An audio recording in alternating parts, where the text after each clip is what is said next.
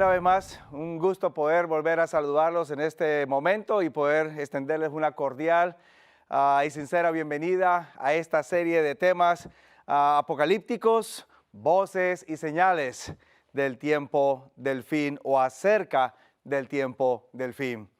Hemos venido examinando en forma global el libro de Apocalipsis, principios para poder entenderlo, y nos hemos venido ya enfocando de manera más precisa dentro de la unidad central de este libro, que se encuentra compuesta por los capítulos 12 hasta el 14, 12, 13 y 14. Y entonces en las últimas presentaciones nos hemos enfocado de manera particular en el capítulo 12 de este libro. En este momento yo quisiera ahora empezar a enfocar su atención y que pudiéramos ir todos juntos a la palabra de Dios y poder entonces abrirla en el capítulo 13 de este libro.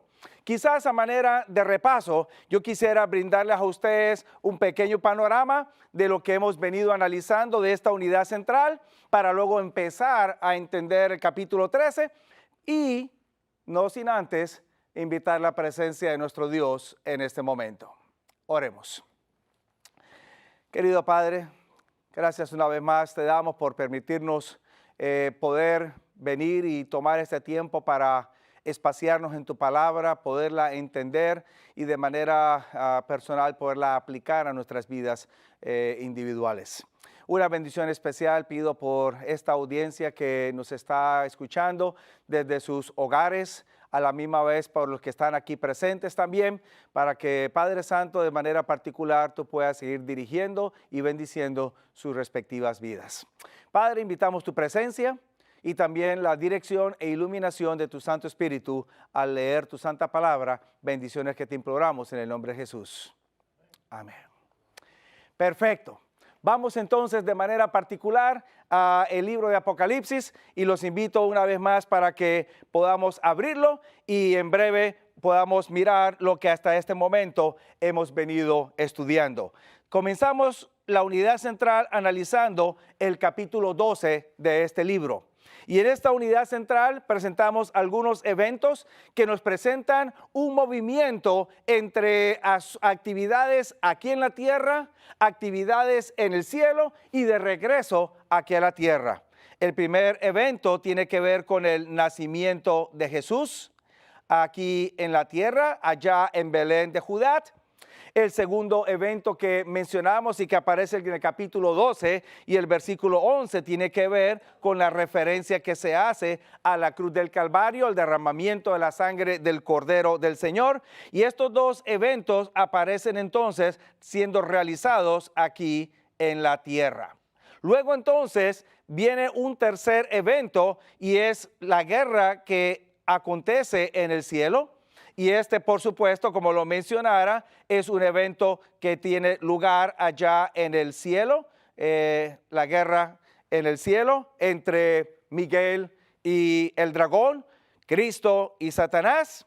Y entonces, luego después de esa escena celestial, vamos entonces a ver otros dos eventos más y estos aparecen hablándonos de un periodo de 1260 años, durante los cuales la iglesia cristiana experimenta persecución, experimenta acoso y también está al punto de ser destruida por Satanás. Y luego entonces un evento que ocurre en el tiempo del fin y estos dos una vez más trasladan las escenas a la tierra. Este es lo que presenta el capítulo 12 del libro de Apocalipsis. Nos enfocamos en los primeros, en el primero y en el tercero, los eventos en la tierra. En nuestra última presentación estuvimos analizando el evento que acontece en el cielo y esto entonces nos prepara para empezar a analizar el capítulo 13. Quisiera de manera particular invitarlos a que leamos algo.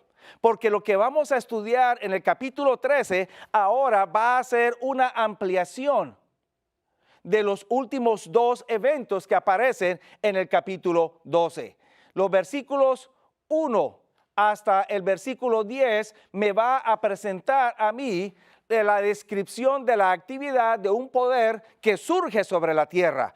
Ese dragón que persigue a la mujer por 1260 años, en realidad ahora en Apocalipsis 13 me va a decir a mí que el diablo utiliza una instrumentalidad humana para atacar y querer destruir a la iglesia del Señor, y esa instrumentalidad Juan la describe como una bestia que surge o que sale de la mar. Primeros 10 versículos de ese capítulo. Luego entonces, la segunda parte del capítulo 13, que son los versículos 11 hasta el versículo 18, me va a decir a mí entonces, ahora Juan, que en el tiempo final, cuando una vez más el dragón se llena de ira y se va a perseguir a la mujer y va contra el resto de la descendencia de ella o la simiente de ella, en realidad el ataque del diablo se va a realizar ahora a través de dos instrumentos humanos. El primero es la primera bestia que surge de la mar, y el segundo instrumento es la segunda bestia, y esta surge de la tierra. Ahora, son dos instrumentos que el diablo va a utilizar en este tiempo final. Mientras que en la primera etapa utiliza uno nada más, y ese uno termina siendo identificado, en la segunda parte va a utilizar ahora dos instrumentos para que entonces sea más difícil identificar quién es el enemigo de la iglesia del Señor que va a pretender atacar y querer destruirla. Ahora, les brindo entonces dos detalles generales para que tengamos en cuenta dentro de este capítulo 13 del libro de Apocalipsis. En primer lugar, el capítulo 13 no solamente me presenta como protagonistas a dos bestias, sino que también me describe que estas dos bestias tienen diferentes orígenes o surgen de diferentes lugares. La primera bestia surge de la mar. La segunda bestia surge de la tierra. Y cuando entonces empezamos a analizar, vamos a encontrar que las escenas que se encuentran registradas en el capítulo 13, los primeros 10 versículos, donde se me empieza a describir a esa bestia de la mar, son escenas que nos recuerdan o reflejan a Daniel capítulo 7.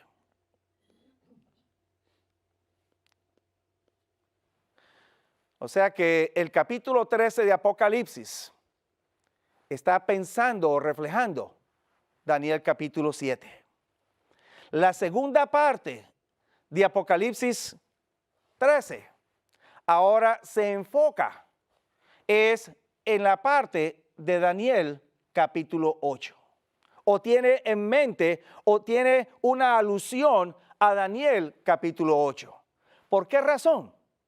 Porque mientras que Daniel capítulo 7 me presenta bestias que salen de la mar y cuyas bestias son mencionadas en el mismo capítulo 13 al inicio del capítulo mismo, Daniel 8 me presenta bestias, pero ahora estas bestias ya no surgen de la mar, ahora estas bestias surgen de la tierra.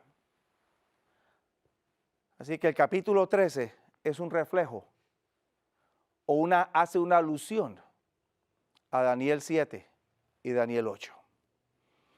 En segundo lugar, y en forma general, también quiero presentarles a ustedes que este capítulo 13 de Apocalipsis me presenta una gran falsificación o un gran engaño.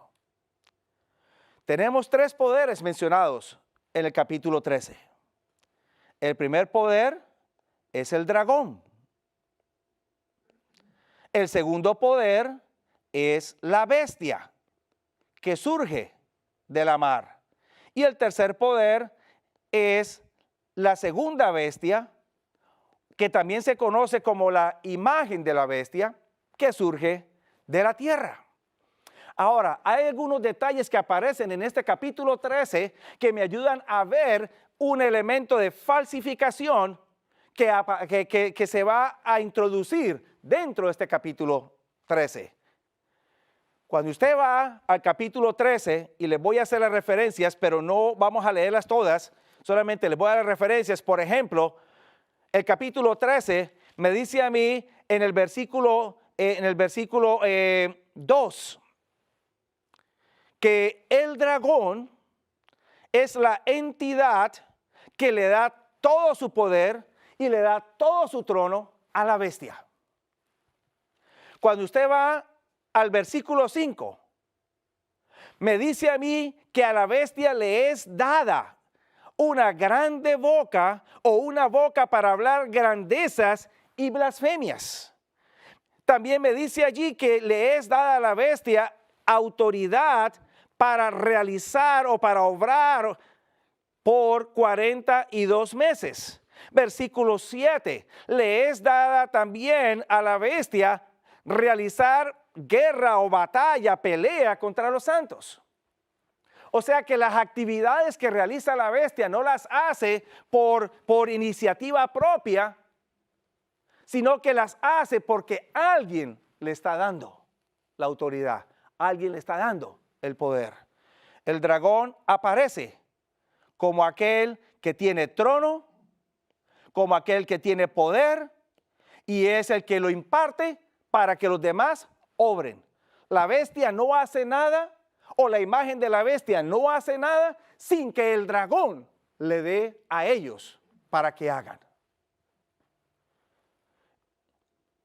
En segundo lugar, cuando usted ahora lee acerca de la bestia, usted va a encontrar que la bestia también tiene ciertas características.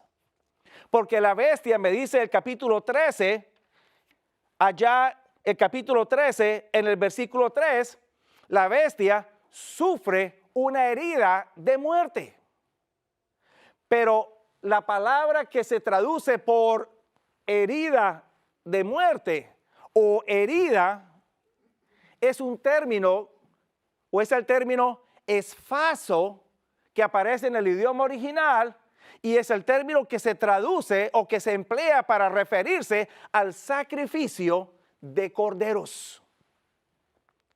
En otras palabras, la bestia que sufre una herida de muerte, en realidad la bestia experimenta un sacrificio como si fuera un sacrificio de cordero.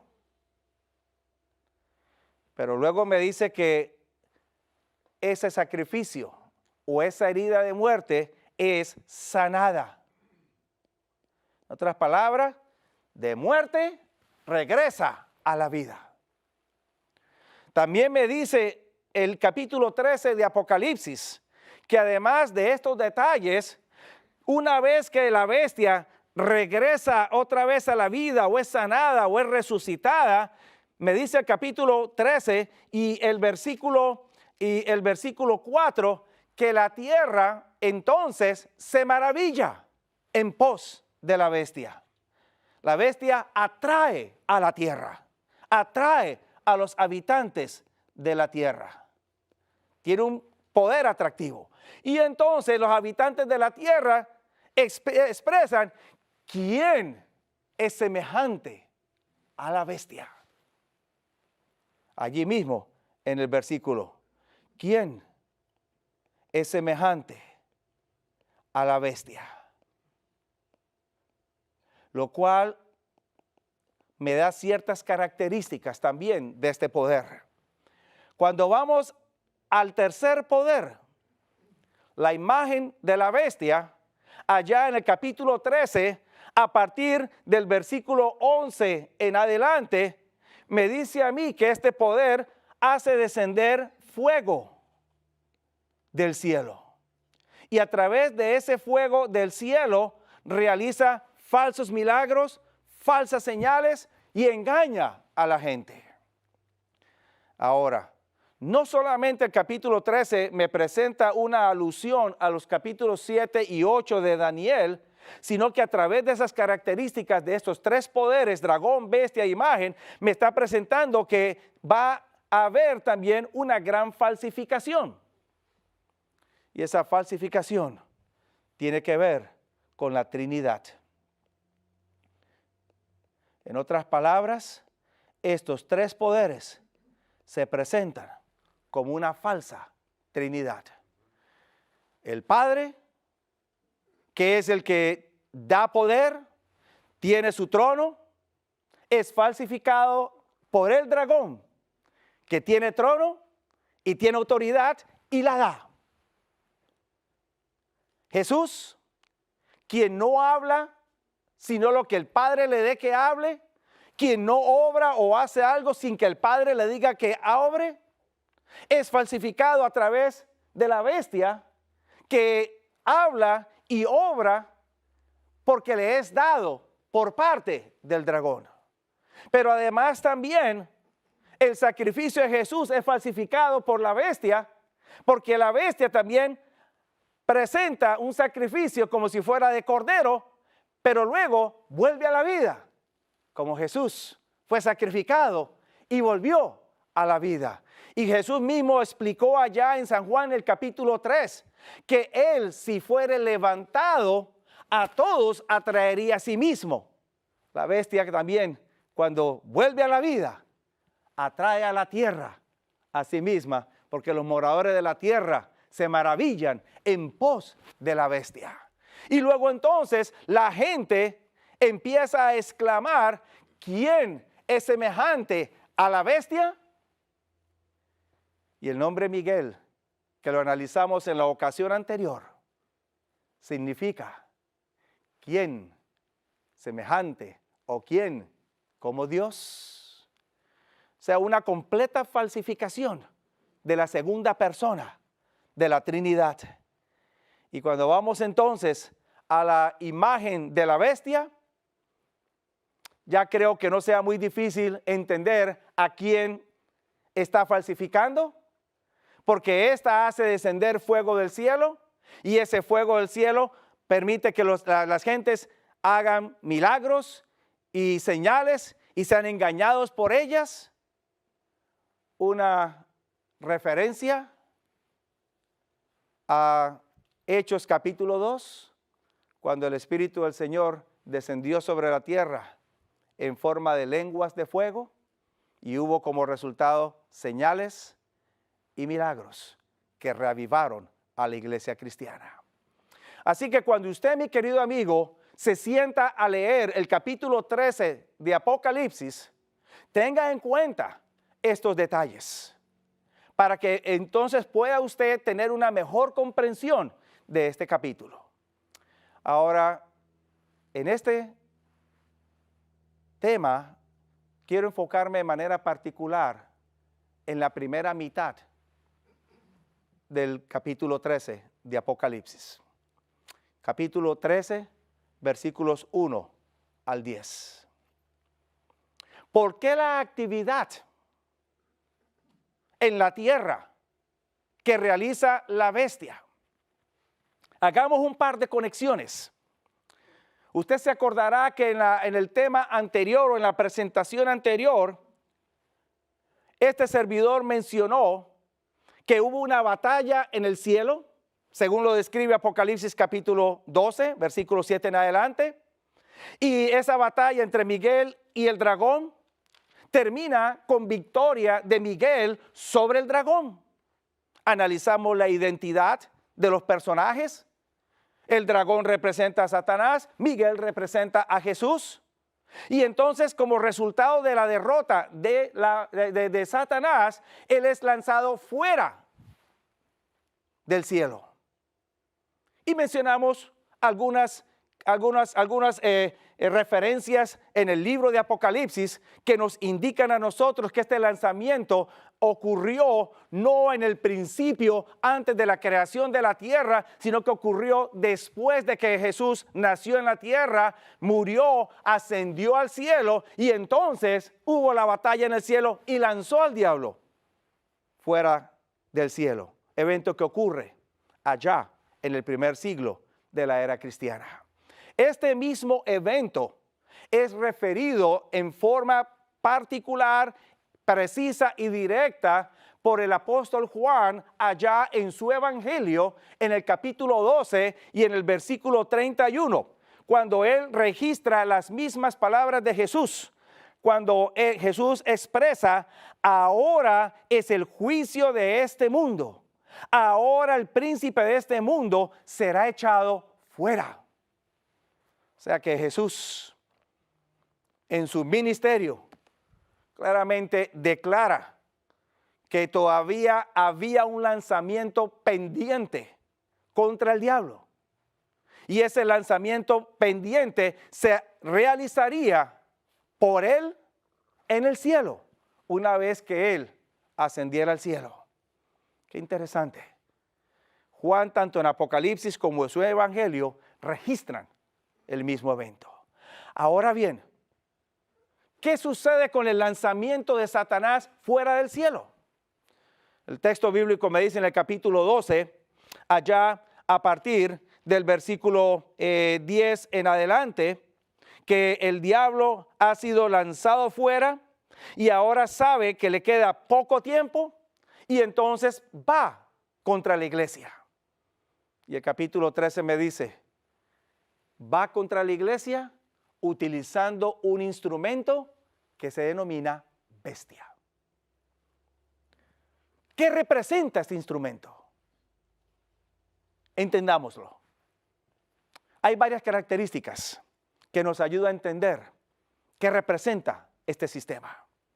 En primer lugar, el capítulo 13 y el versículo 1 me dice a mí que este sistema denominado bestia surge de las aguas. Primera característica, surge de las aguas. Aunque ya lo mencionamos en una conferencia anterior sobre este mismo tópico, voy a repetirlo una vez más para que podamos irlo encajando dentro de nuestro estudio del día de hoy. Cuando vamos a la palabra de Dios a entender los símbolos, recordemos que el libro de Apocalipsis, Juan mismo nos dijo, es un libro escrito en forma de símbolos y esos símbolos necesitan ser entendidos no aislados o independientes de la Biblia, sino a la luz de todo el contexto bíblico. Y cuando vamos a la Escritura, encontramos que Juan no me dice a mí qué significa una bestia.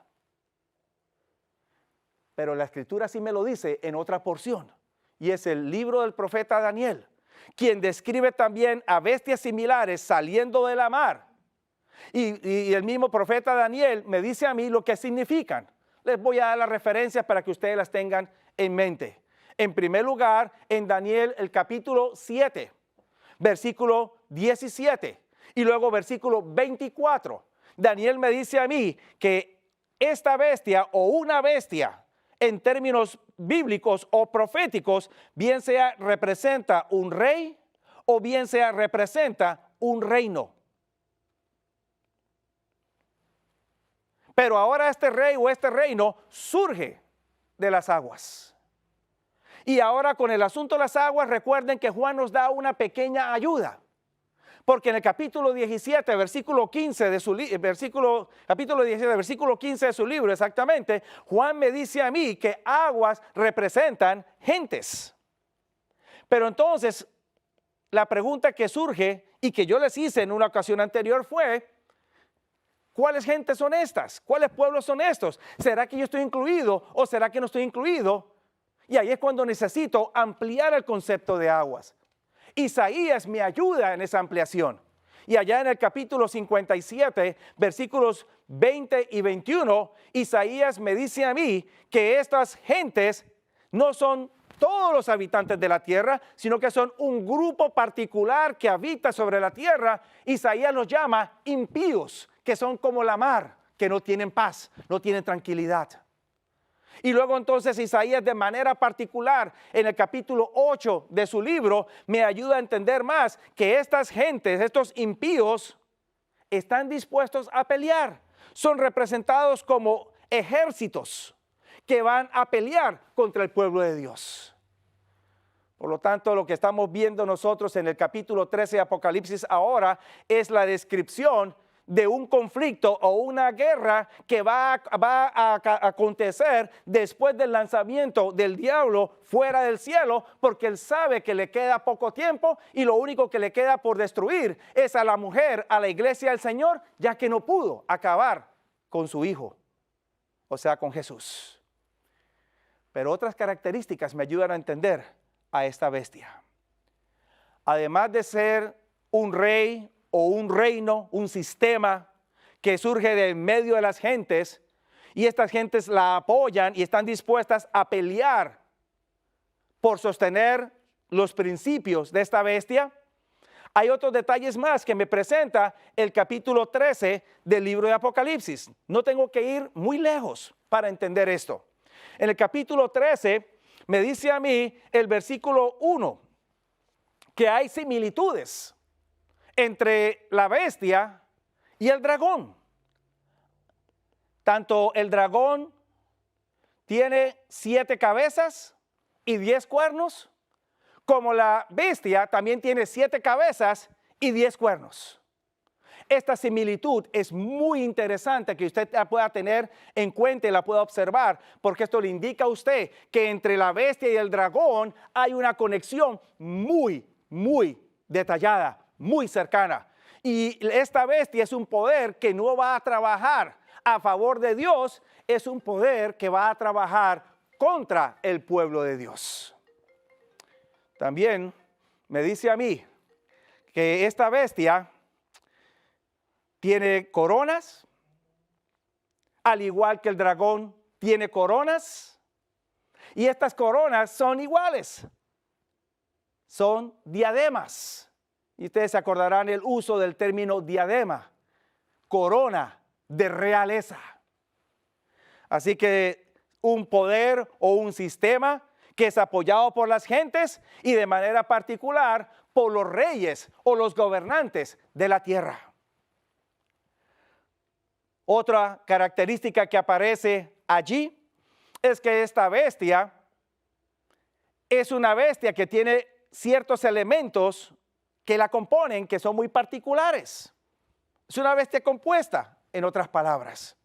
El capítulo 13 de Apocalipsis y el versículo 2 me dice a mí que este sistema, además de ser bestia, también tiene parte de leopardo.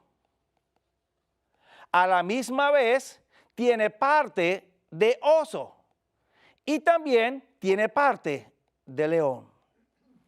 Si por casualidad usted se estaba preguntando conexión entre Apocalipsis 13 y Daniel capítulo 7, usted puede ver una conexión mucho más clara allí. No solamente sale de la mar la bestia, sino que se mencionan las otras bestias que Daniel ve en visión. Ahora la pregunta que surge es, mientras que en Daniel estas bestias representan 4 diferentes reinos, uno independiente del otro o uno distinto al otro, cuando venimos a Apocalipsis encontramos entonces que estos 4 reinos en realidad se han fusionado, se han unido y ahora representan un solo poder, un solo sistema. Mientras que el diablo en la antigüedad obró a través de 4 sistemas, en este tiempo final va a obrar a través de uno, pero este sistema va a causar confusión porque va a tener componentes de los anteriores, los va a unir en un sincretismo o en una unidad de creencias y prácticas como si fueran la verdad que están representando. Ahora, antes de mencionar un detalle más en cuanto a esto, yo quisiera llamar su atención para que veamos otra característica y luego regresamos a esta. Porque esta bestia, me dice a mí la palabra del Señor, allá en el capítulo 13, y a partir del versículo 5 en adelante, esta bestia le es dada el poder para hablar o autoridad para hablar. Me dice que habla grandezas y de manera, el versículo 5 me dice que de manera particular habla blasfemias. Ahora, no sé si usted se estará preguntando acerca de estas blasfemias. Le explico algo, mi querido amigo, hermano que me está escuchando en este momento. Cuando usted lee el término blasfemia en las Sagradas Escrituras, la tendencia natural es de entenderla a la luz de cómo se usa el término blasfemia hoy en día. Y si usted va a un diccionario a leer el uso del término blasfemia, un diccionario moderno de la lengua española o inclusive de la lengua inglesa, usted va a encontrar que una blasfemia, como puede ser una ofensa, como puede ser una palabra mal dicha o una palabra obscena, como también puede indicar o reflejar un tipo de engaño. Quizás este último es del que menos se piensa, pero cuando usted va a la Escritura, este último es el que más se emplea para referirse al término blasfemia. Cuando usted va a la Escritura, el término blasfemia aparece en varias ocasiones en el Nuevo Testamento de manera particular. Y también en forma especial, Jesús es acusado de blasfemia por los judíos de su época. La primera ocasión, les doy las referencias. Aparece allá en el Evangelio según San Marcos, en el capítulo 2, los primeros 7 versículos, donde allí el evangelista describe una actividad que Jesús está realizando dentro de una casa. La casa está abarrotada de gentes, Jesús está dentro, está hablando, está enseñando y viene un grupo de personas trayendo sobre una camilla a un paralítico que no puede moverse. Estos no pueden introducir al paralítico ni por la puerta ni por la ventana. Finalmente terminan abriendo un hueco en el techo, descienden al paralítico, lo ponen cerca donde Jesús está y cuando Jesús lo ve, Jesús se coloca en pie y le dice: confía, hijo, tus pecados te son perdonados. Y es en ese momento cuando parte de los que estaban presentes allí, que eran fariseos, dentro de sí mismos piensan: blasfemia.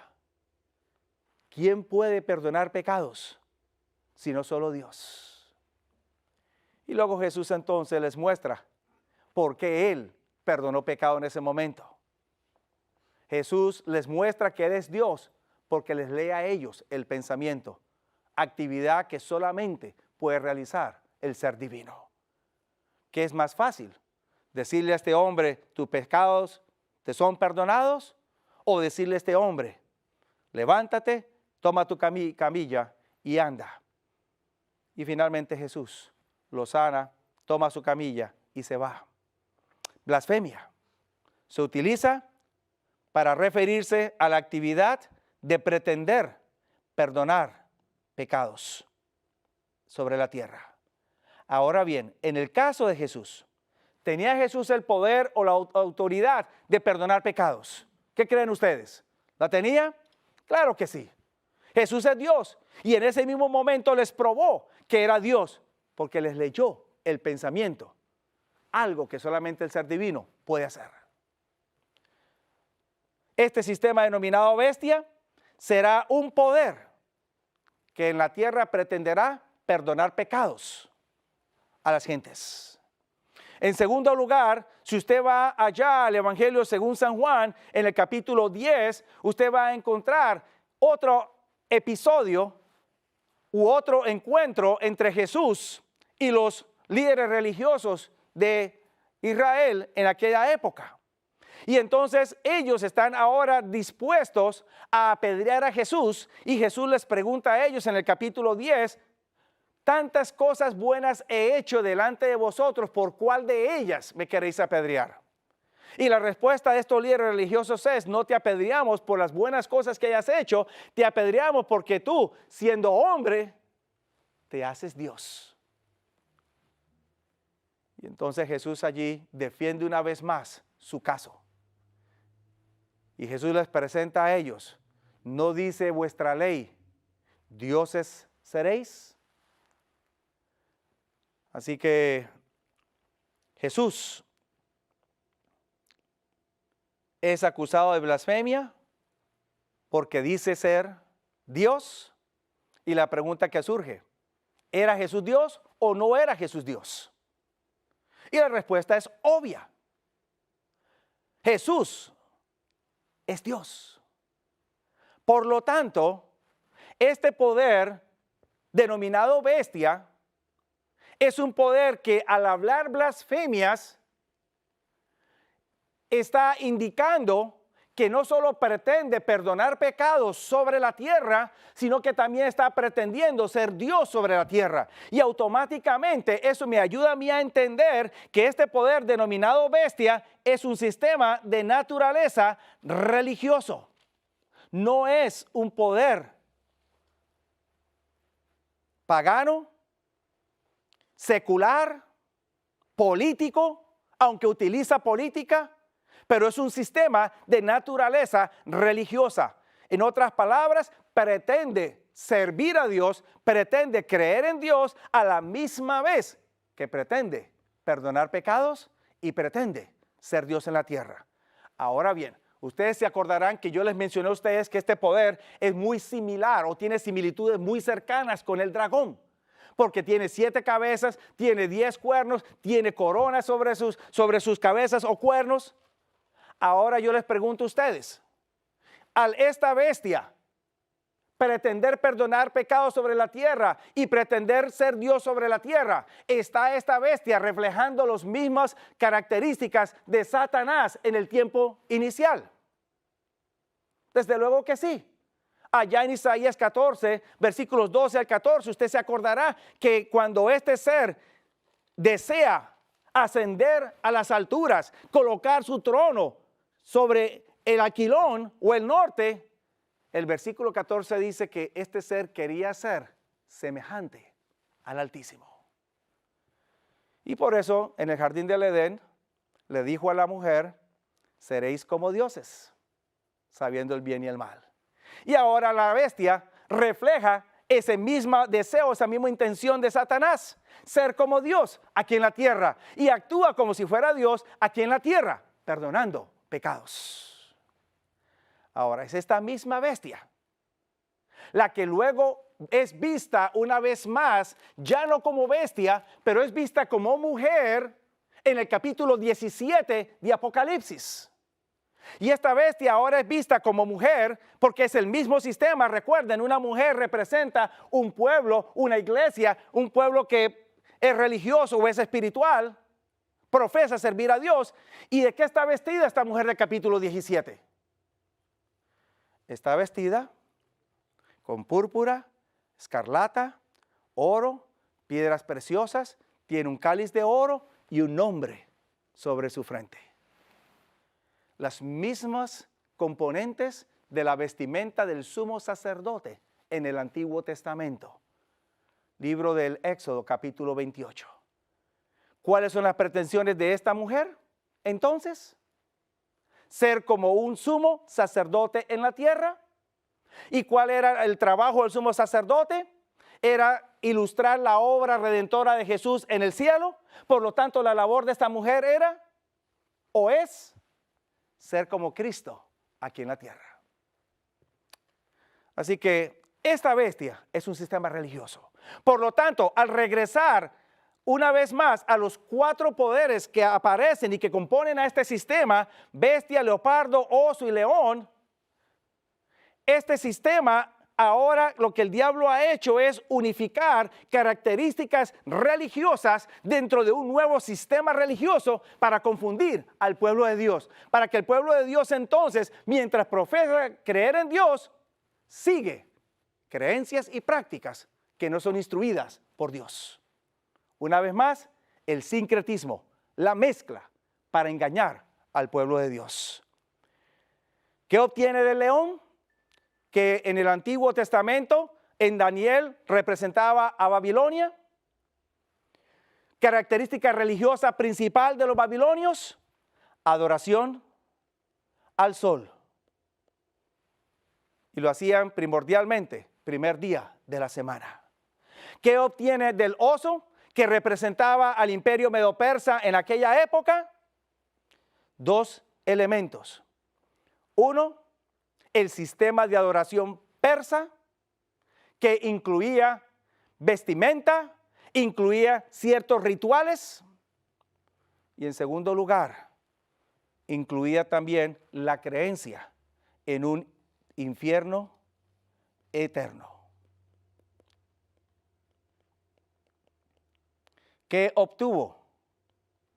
Del leopardo, que representaba al imperio griego, la creencia principal de los griegos se basaba en la inmortalidad del alma. Y la bestia, que representaba a Roma. Entonces, de este sistema obtiene su idioma y obtiene su estructura política. Perfecto.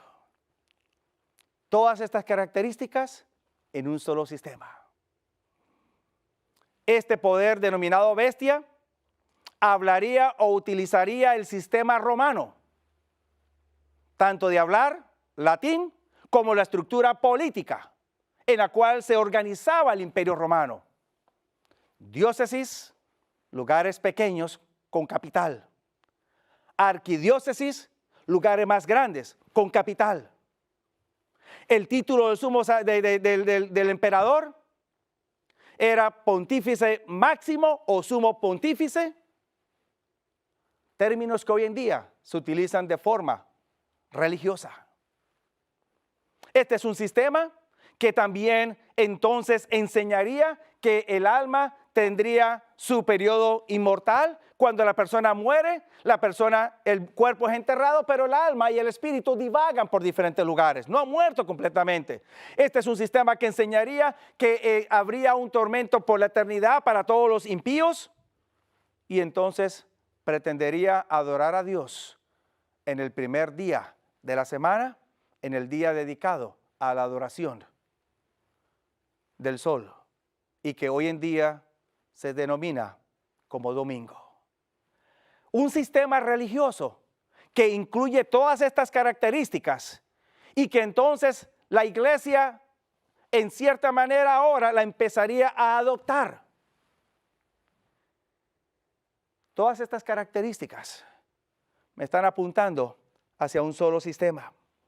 Pero antes de dar la identificación, quiero compartir con ustedes una característica más que aparece en el capítulo 13.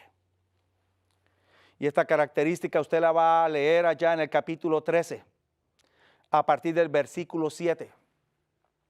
A este sistema denominado bestia le es dada autoridad o le es dado poder de realizar guerra o de pelear contra los santos. En otras palabras, persigue a los santos de Dios. Permítame, borro aquí brevemente y seguimos escribiendo. Persigue a los santos, a la iglesia. Es un poder que profesa servir a Dios, pero ataca a los siervos de Dios. Y de manera particular, este poder lo hace durante un tiempo particular o especial. Recuerden que Apocalipsis 12 me dice a mí que la mujer se le dan alas para que ésta vuele y huya al desierto. Y en el capítulo 12 me dice a mí, en el versículo 6, que esta mujer huye por 1260 días o años. Luego, haciendo la conexión en el versículo 14 del mismo capítulo 12, me habla a mí que ahora la iglesia es perseguida por 3 tiempos y medio. Y luego cuando va al capítulo 13, la persecución o la actividad perseguidora de este poder denominado bestia, capítulo 13, versículo 7, me dice que dura por 42 meses. 3 periodos distintos para referirse al mismo evento. Lo cual me ayuda a entender entonces que estos 1260 no son días literales, sino que son años proféticos, o más bien días proféticos, años literales. Lo cual está muy en armonía con el principio bíblico, donde se nos dice tanto en Ezequiel capítulo 14 como en otros pasajes. Ezequiel capítulo 4, perdón, y otros pasajes, que un día representa un año. Por 1260 años estuvo este poder denominado bestia persiguiendo al pueblo de Dios. Tiempo que ha sido identificado por los historiadores, que tuvo su inicio en el año 528 y se extendió hasta el año 1798. Ahora creo que estamos mejor preparados para identificar este sistema denominado bestia. Cuando usted va a la historia, mi querido amigo, hermano que me está escuchando a través de la pantalla de su televisor o de su computador, cuando usted va a la historia o a analizar la historia, usted va a encontrar que durante la Edad Media, desde el 528, Edad Media, desde el año 538, correcto,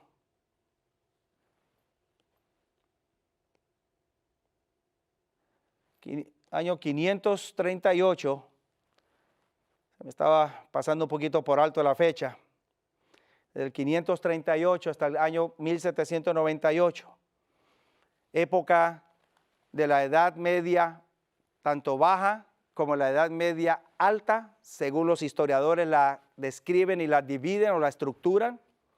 Solamente hubo un poder que con naturaleza religiosa pretendió servir a Dios, pero a la misma vez persiguió a los que no se ajustaban a sus dictámenes. Y este poder es conocido en la historia como el poder de Roma papal.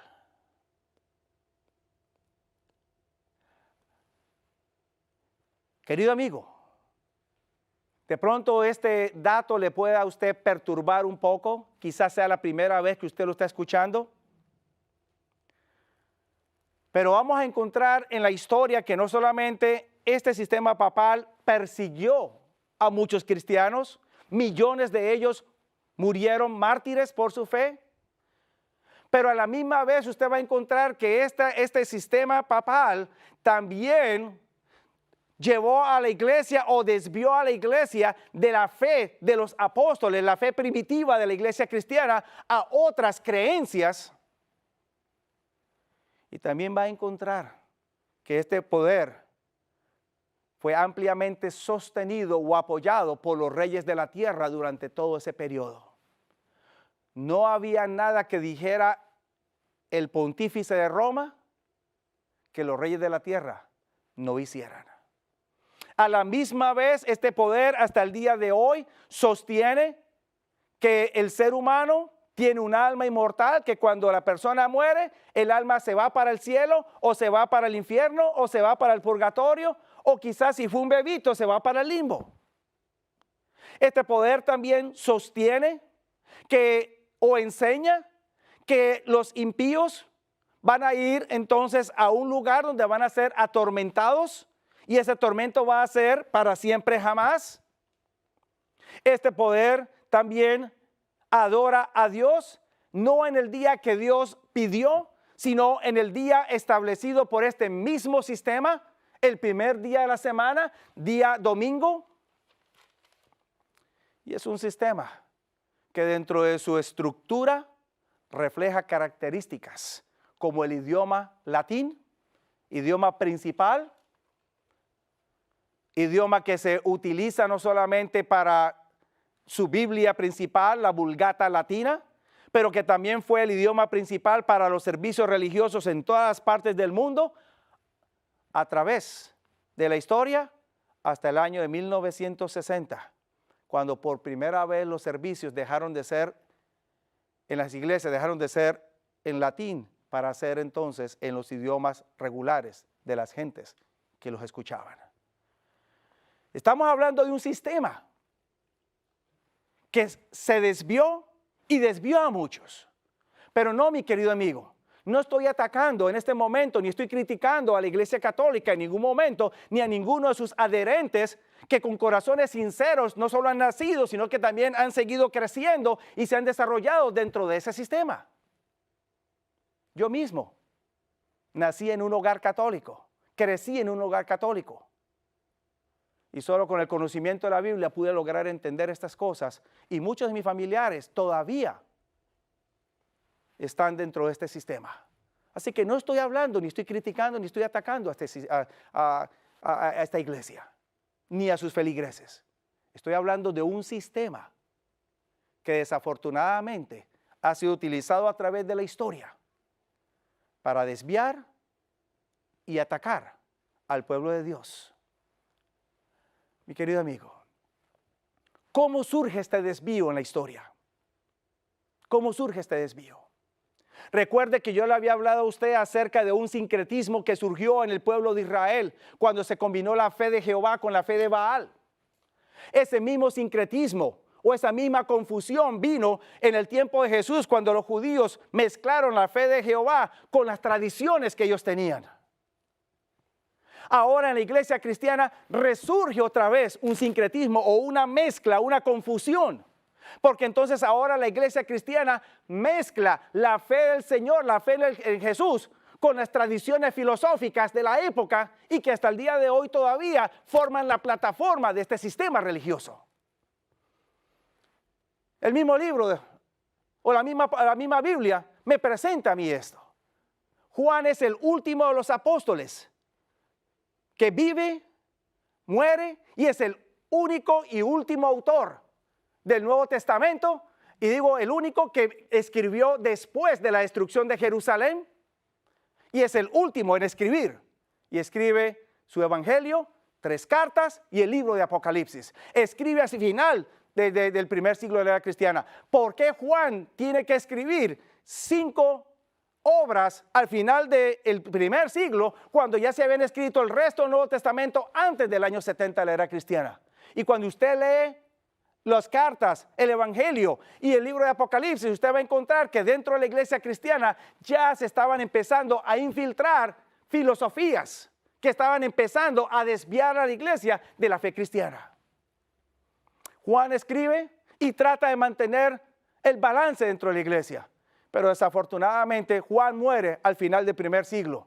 Y es hacia finales del segundo siglo de la era cristiana cuando surgen los primeros líderes de la iglesia, Clemente de Alejandría, y Orígenes, su pupilo o su discípulo, quienes empiezan ellos a querer interpretar y a manejar la Biblia con términos filosóficos. Y a partir de ese momento se empiezan a introducir ideas filosóficas dentro de la iglesia cristiana, pero con un marco o una túnica bíblica. Y así la iglesia empieza entonces a desviarse de la fe cristiana. Empiezan entonces a introducirse creencias, como por ejemplo, servicios para los muertos, adoración a las imágenes, creencia en inmortalidad del alma, creencia en un fuego eterno, etc. Llega la época de la Edad Media Alta, 1500. Y entonces ahora la iglesia prácticamente con esa plataforma filosófica no solo se ha desviado de la Biblia, sino que la prohíbe y los cristianos que quieran leerla ahora son objeto de persecución. Y entonces, de este sistema entonces, surge lo que es conocido como la Reforma Protestante, que inicia Martín Lutero, Juan Calvino y otros tantos más. Y con este surgimiento viene lo que es el movimiento protestante. Protestan por ese desvío y protestan por esa persecución que no tiene razón de ser, que es injusta y que es diabólica. Porque según Apocalipsis, es dirigida por Satanás. Lo que inicialmente el protestantismo tornó en bendición para el mundo cristiano, eventualmente el protestantismo hizo lo mismo que el catolicismo en la Edad Media. Mientras que el catolicismo tuvo su periodo que ahora mezcla la Biblia con la filosofía, durante el protestantismo de 1700 y 1800, también ahora los protestantes empiezan a utilizar filosofía para fundamentar sus creencias. Se rigen por la Biblia con una plataforma netamente filosófica. ¿Por qué? Porque todavía enseñan inmortalidad del alma, todavía enseñan que hay un infierno eterno, todavía enseñan que hay que adorar a Dios en un día que Dios no ha autorizado. Fundamentos filosóficos, pero que le colocan una pinturita o una cobertura bíblica con el fin de justificar esas creencias. Para finales de 1800, el protestantismo se ha apartado tanto de lo que marcó sus inicios, que ahora hay una división en el protestantismo y surge el movimiento evangélico.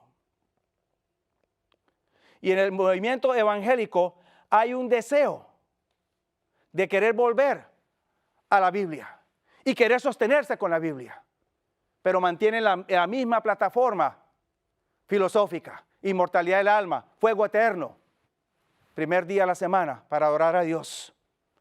En el tiempo presente, usted ve cómo este movimiento evangélico también se fractura, con ahora teniendo iglesias no denominacionales, iglesias sin afiliación de denominación alguna, con la misma plataforma.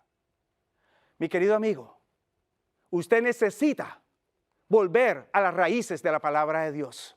Usted necesita volver a encontrar la palabra de Dios. Lo invito para que lo haga. Dios te bendiga.